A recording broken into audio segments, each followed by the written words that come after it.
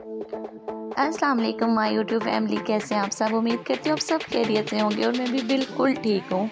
तो जी आज बस मेरा दिल किया था कि मैं आपको एक दफ़ा दोबारा अपने किचन के जो ना वॉशिंग एरिया में मतलब धोना जो कि औरतों की ज़िंदगी में है, दिन रात धोना ही धोना, और धो के बर्तन हमने ना जो कसर निकाल दी है सारी। तो मैंने कहा चलें जी अपना व्लॉग आज यहाँ से शुरू करते हैं। अपना जो ना पॉट्स वगैरह धोते हैं और किचन की थोड़ी सी सफाई करते हैं, जो कि मैंने बिल्कुल शॉर्ट आपके साथ शेयर किया, क्योंकि असल में मेरे कैमरा मैन नहीं थे और ट्राईपॉड के ऊपर मोबाइल लगाया हुआ था और वो ट्राईपॉड को भी उठा के इधर उधर और बार बार सेट करना पड़ता काम करते हुए। ये भी बहुत बड़ा जो है मुश्किल तरीन मरना होता है, मोबाइल को सेट करके रखना। तो जो काम हमने 1 घंटे में करना होता है वो 2 घंटों में चला जाता है। वैसे तो लोग बहुत कहते हैं कि व्लॉगिंग या कोई रूटीन है या कुछ भी यूट्यूब का काम है वो बहुत आसान है, लेकिन मेरे ख्याल से ये सबसे टफ़ ड्यूटी है कि बार बार एक चीज़ को ध्यान में रखना, और हमारा जो माइंड है वो भी हमारा बिल्कुल एंगेज रहता है और हमारी बॉडी हर चीज़ हम जो है ना बिल्कुल अलर्ट रहते हैं हर वक्त। तो चलें जी, अभी मेरे बर्तन तो धुल रहे थे और बर्तन धोने तो सबको आते हैं और बहुत अच्छे से आते हैं, क्योंकि औरतों का काम ही ये होता है और हर औरत ही अपना किचन बहुत अच्छे से संभालती है और अपने किचन की क्वीन होती है। और मेरी सारी जो देखने वाली ऑडियंस है मतलब लेडीज़ हैं वो सब अपने किचन की क्वीन है। तो बर्तन धुल गए थे सॉरी। और बस फिर जी उसके बाद मैं अपना काउंटर क्लीन कर रही थी। ये देख लें जी, साथ साथ काउंटर क्लीन था, क्योंकि ब्लैक है मेरा काउंटर, तो ये आपको पता है कि बहुत जल्दी गंदा भी होता है और बहुत जल्दी फिर साफ़ भी हो जाता है। ज़रा सा बस नैपकिन्स वगैरह लगाया तो ये साफ़ हो जाता है, लेकिन बहुत जल्दी गंदा हो जाता है। तो बस जी साथ साथ मैं सफाई कर रही थी, साथ साथ जी अवन की सफाई हो रही थी और साथ साथ किचन पूरे को साफ़ किया। फिर मैंने जी पूरे घर की सफाई भी आपको दिखाई, बेडरूम वगैरह, लाउंज वगैरह वो भी सारा साफ कर। फिर जी मेरा देखना चूल्हा कैसे जलेगा, उस दिन भी मुझे कहा गया था कि ये कैसे ऑन ऑफ हुआ था। आपने पूरा किचन दिखाया, लेकिन ये अगर इसकी फ्लेम तेज़ करनी हो तो कैसे होती है। तो ये जी ऐसे तेज़ और आहिस्ता होती है, बिल्कुल मिड पे कर दो। तो जी ऐसे ये तेज़ आहिस्ता भी होती है। और ये जी किचन साफ़ हो गया था। अभी काम तो किचन का काफ़ी पड़ा था, नाश्ता वगैरह बनाना था, लेकिन ये जी टीवी लाउंज भी क्लीन हो गया था, बच्चों का बेडरूम भी और मेरा साथ बेडरूम है वो भी। फिर जी मुझे क्रेविंग होने लग गई थी बहुत ज़्यादा, क्योंकि मैं नाश्ता सारी सफाई के बाद करती हूँ और अभी नाश्ता बना ही नहीं था। ये जी लाहौर से आई थी मिठाई, मेरे हस्बैंड गए थे तो वो लेके आए थे लाहौर से, तो मैंने कहा चलो यही एक आधा सा पीस खा लूँगा, बिल्कुल ना क्रेविंग शुरू हो गई थी। फिर जी नाश्ता वगैरह बनाया, नाश्ता करके फ़ारिग हो गए थे।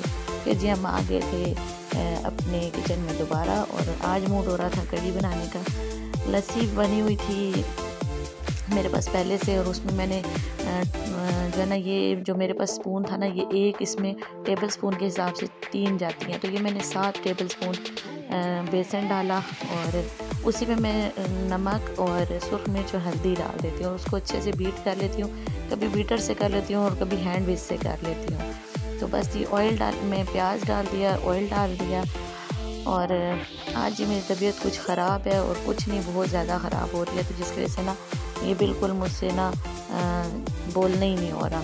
तो ये जी देखें लहसुन भी डाला, प्याज का कलर अभी बिल्कुल भी चेंज नहीं हुआ था, तो मैंने लहसुन डाल दिया और लहसुन ने भी बल्कि हल्की से भी उसकी मुझे स्मेल आई थी, उसका कोई कलर चेंज नहीं था। तो मैंने ये लस्सी डाल दी और ये ऐसे ही बनेगी, और ये बिल्कुल जैसे बाहर से मिलती है ना कढ़ी, ये बिल्कुल मैं उसी स्टाइल में ही बनाती हूँ। हाँ पकोड़े मैंने उस स्टाइल में नहीं बनाए, क्योंकि वो सिर्फ पकोड़ों में प्याज डालते हैं और नमक मिर्च सुर्ख मिर्च डाल के, और वो ज़्यादा सा बेसन डाल के ना तो उसमें डाल देते हैं मीठा सोडा, उनके सिर्फ पकोड़े ऐसे होते हैं। लेकिन मैं जो है ना ये ऐसे भी खाने थे थोड़े से पकोड़े, तो मैंने जो है ना ये बस फुल इसमें प्याज डाला, ज़्यादा मैंने भी डाला, धनिया डाला और प्याज और बाकी वही चीज़ें जो वो भी डालते हैं, लेकिन मैंने थोड़ा सा इसमें मैदा डाला है, थोड़े कड़क बने, क्योंकि गरम कढ़ी में अगर डालो तो ये बहुत ज़्यादा एकदम से ना टूट जाते हैं, नरम होके बहुत टूट जाते हैं, तो मैदे से ऐसा नहीं होता।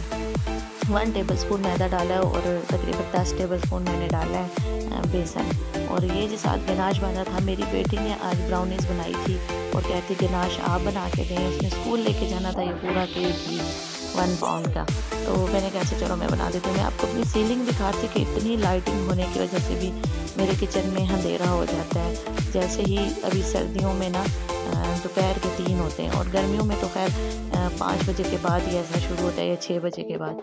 गिनाश में जी ये मैंने क्रीम डाली ऑल पर्स वालों की, चीनी का कलर चेंज हुआ तो उसमें मैंने डाला था कोको पाउडर। ये जी बस मैं अब पकोड़े बनते जा रहे थे और मैं कड़ी के बीच में ही उतार रही थी। कड़ी अब जो है ना बिल्कुल नीम गर्म है, तेज़ गर्म नहीं है। और सारे पकोड़े उतारने के बाद मैंने इसी तेल में मैंने थोड़ी सी मिर्चों को कड़का लिया था, और इसका क्योंकि तेल में फ्लेवर बहुत मज़े का होता है और कड़ी में भी। अब मैं जी ऊपर से धनिया और पुदीना दोनों गार्निश कर रही हूँ, और इसके ऊपर डालूँगी वो सब्ज़ मिर्चें जो कि मेरे हस्बैंड खाते हैं, हम तो नहीं खा सकते, बहुत तीखी होती हैं, लेकिन उनको बहुत पसंद है। और मैंने अपनी फ्रेंड के घर भी भेजनी थी, तो फिर आपको पता है डेकोरेशन तो काफ़ी मैटर करती है। मैंने साथ ही प्लेटर उनका बना लिया था, मुझे दिखाना याद नहीं रहा था। उनके ऊपर भी 2-3 सब्ज़ मिर्चें रखी थी मैंने, 8-10 फ्राई की थी जी। फिर मैं वही वाला तेल जिसमें मैंने पकोड़े और सब्ज़ मिर्चें फ्राई की है ना, वही वाला तेल उठा के अब कड़ी के ऊपर डालें, जो कि बाहर वाले भी इसी तरह करते हैं। यकीन करें इस तेल में भी इतने मज़े का जायका होता है ना, क्योंकि नमकीन बिल्कुल होता है, बड़ा फ्लेवर वाला तेल होता है। बस ये अब केक की डेकोरेशन शुरू हो गई थी।